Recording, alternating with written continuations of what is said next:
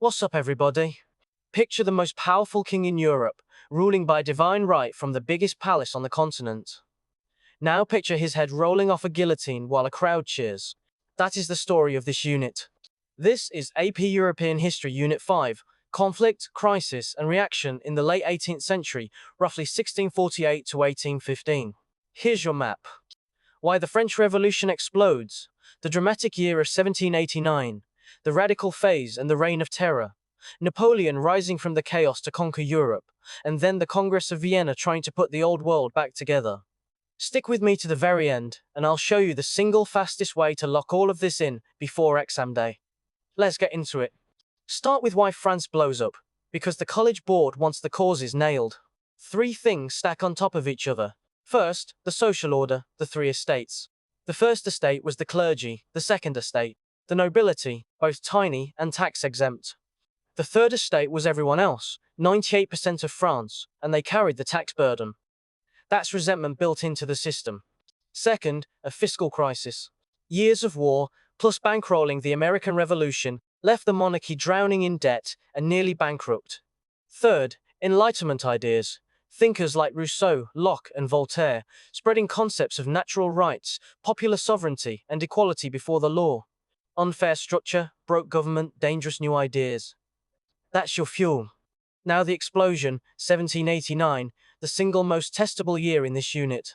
Desperate for money, King Louis XVI calls the Estates General, the Old Assembly, for the first time in 75 years. It deadlocks over voting, so the Third Estate breaks away and declares itself the National Assembly, claiming to speak for the nation. Locked out of their hall, they swear the tennis court oath, vowing not to disband until France has a constitution.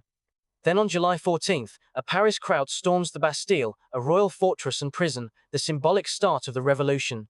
In August, the Assembly issues the Declaration of the Rights of Man and of the Citizen, liberty, equality, and natural rights for all men.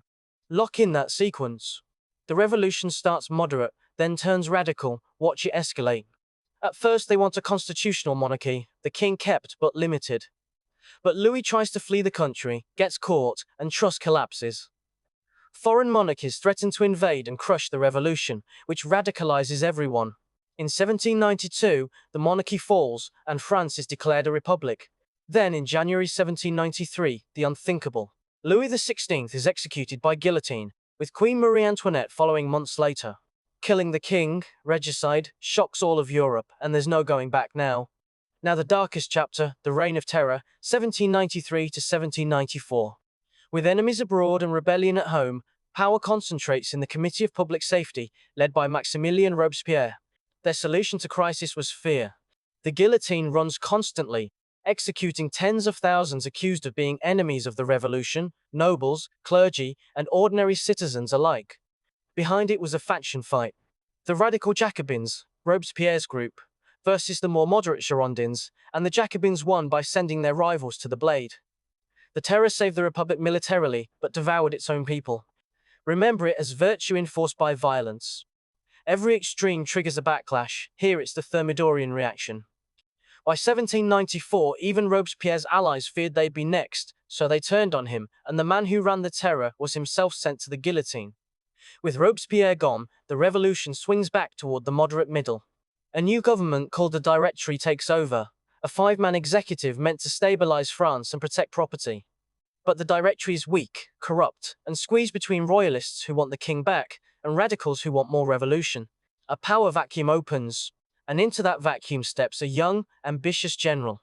Enter Napoleon Bonaparte, the most important individual in this unit. He wins fame as a brilliant military commander, defending and expanding the Republic. In 1799, he seizes power in a coup, overthrowing the weak Directory and making himself first consul, effectively dictator. Then, in 1804, he crowns himself Emperor of the French. The revolution that killed the king now hands power to an emperor. But watch this, he spreads revolutionary ideas even as he rules like a monarch. The Napoleonic Code guaranteed equality before the law, protected property, and ended feudal privilege, a lasting legal legacy exported across Europe. Order plus reform plus ambition, that's Napoleon. Now Napoleon conquers most of Europe, and the exam wants the shape of that empire. Through stunning victories, he controls or dominates almost the whole continent, placing relatives on thrones and forcing reforms on conquered lands. His one undefeated enemy is Britain, protected by its navy. Unable to invade across the Channel, he tries to strangle Britain economically with the continental system, banning European trade with Britain. It backfires, hurting Europe's economies and breeding resentment. And everywhere his armies march, they accidentally spread nationalism. Conquered peoples start resenting French rule and wanting nations of their own. That nationalism comes back to haunt him.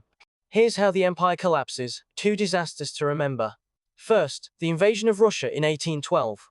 Napoleon marches in with a massive army, but the Russians retreat and burn everything behind them, scorched earth, leaving nothing to live off. The brutal winter and starvation destroy his forces. He enters with hundreds of thousands and limps out with a fraction. It's the turning point. A coalition of European powers then defeats him. He's exiled, escapes for one last comeback, and is finally crushed at the Battle of Waterloo in 1815. Exiled again, this time for good. The age of Napoleon is over. With Napoleon gone, Europe's leaders meet to clean up the mess. The Congress of Vienna, 1814 to 1815. The dominant figure is Austria's Prince Metternich, a hardcore conservative. Their goals come down to three. 1. Balance of power. No single country, especially France, can ever dominate Europe again, so they redraw borders carefully. 2. Legitimacy. Restore the old royal families that the revolution overthrew, including the Bourbon monarchy in France. 3. Conservatism. Roll back revolutionary ideas and contain liberalism and nationalism. They largely succeed, creating decades of relative peace. Order is restored, but the ideas of the revolution don't die, they just go underground. Zoom all the way out, because this is the pattern the exam will test. This whole unit is a tug-of-war between revolution and reaction. The revolution and Napoleon unleash three powerful new forces: liberalism, the demand for rights and constitutions; nationalism, the idea that people sharing a nation should govern themselves; and the principle that legitimacy comes from the people, not from God-given kings. Then the Congress of Vienna and Metternich tried to stuff those forces back in the box, restoring monarchy, balance of power, and conservative order. Hold this in your head. They restored the old map, but they could not erase the new ideas. That tension drives everything that comes next. And that's AP Euro Unit 5: Conflict, Crisis, and Reaction.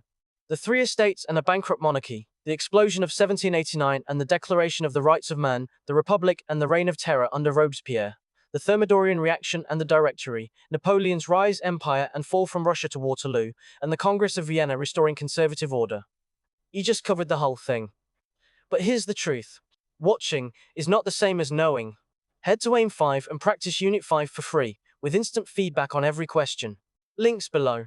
Now, go get that 5, and I'll see you in Unit 6.